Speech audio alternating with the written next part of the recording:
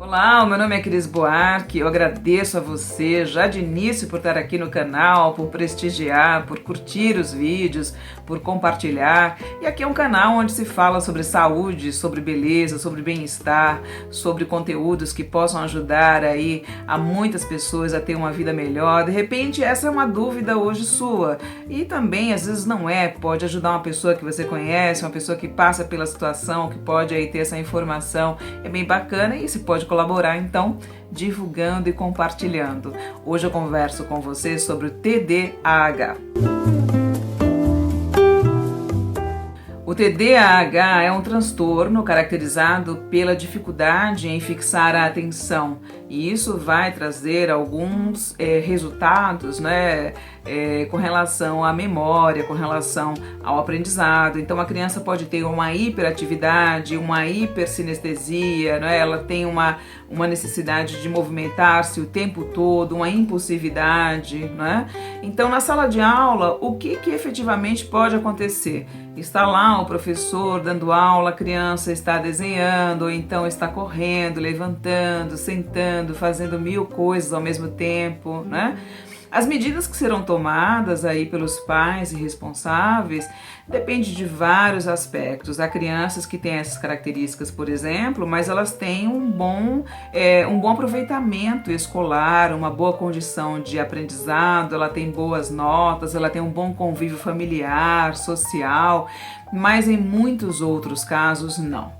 Então essa criança acaba sofrendo um certo bullying, uma certa perseguição aí dos colegas e professores por falta de compreensão muitas vezes do que está se passando, e dificilmente vai receber aí elogios. É tão importante em todas as fases da nossa vida e principalmente nessa fase da infância, Então existem três classificações para o TDAH.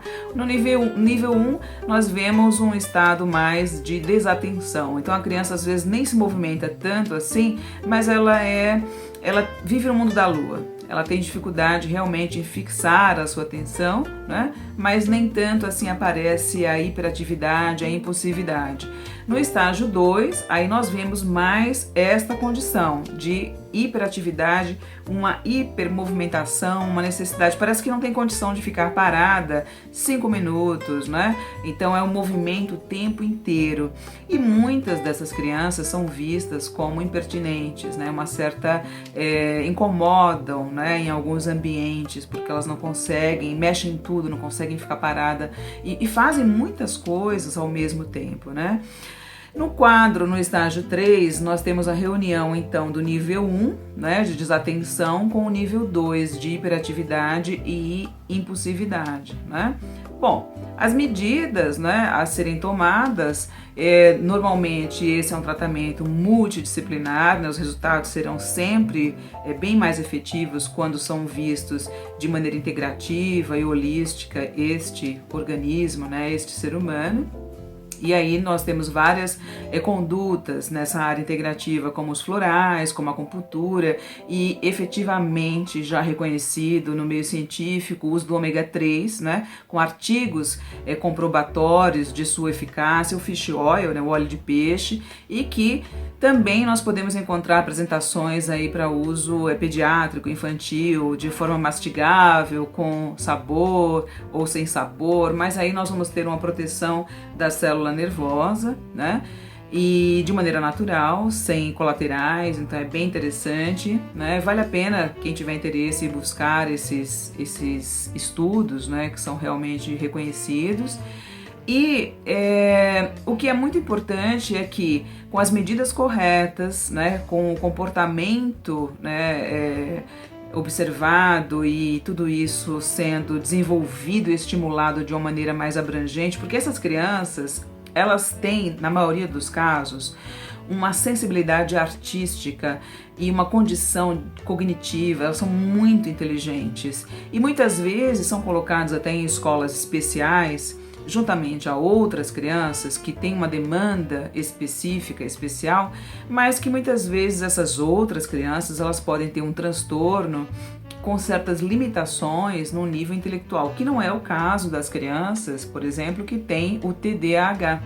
Então, é preciso desenvolver nessas crianças e estimular a criatividade, a sensibilidade, a veia artística em muitos casos, e aí o sistema educacional ele precisa realmente se atualizar com relação a o incentivo à criatividade e não tolher, né, que normalmente é feito uma coisa mais engessada, ao contrário, mas é um caminho de grande êxito através das terapias integrativas. A gente observa resultados realmente animadores, né? E a tendência é que, com o passar do tempo, com o amadurecimento do indivíduo, um acompanhamento correto, esse quadro vá mesmo se normalizando. Então, fica aí esse recado para vocês, né? O TDAH tem acompanhamento, tem tratamento, não é? Bem bacana a gente ver todo o progresso aí, de todo o comportamento que a criança vai tendo, com a liberdade, com a felicidade a que ela tem direito, né? A que todos nós temos direito. Então, até breve com novos conteúdos. Ó, já faz aquela coisa bem bacana que eu falei no começo. Compartilha, se inscreve, tá bom? Beijo, até a próxima.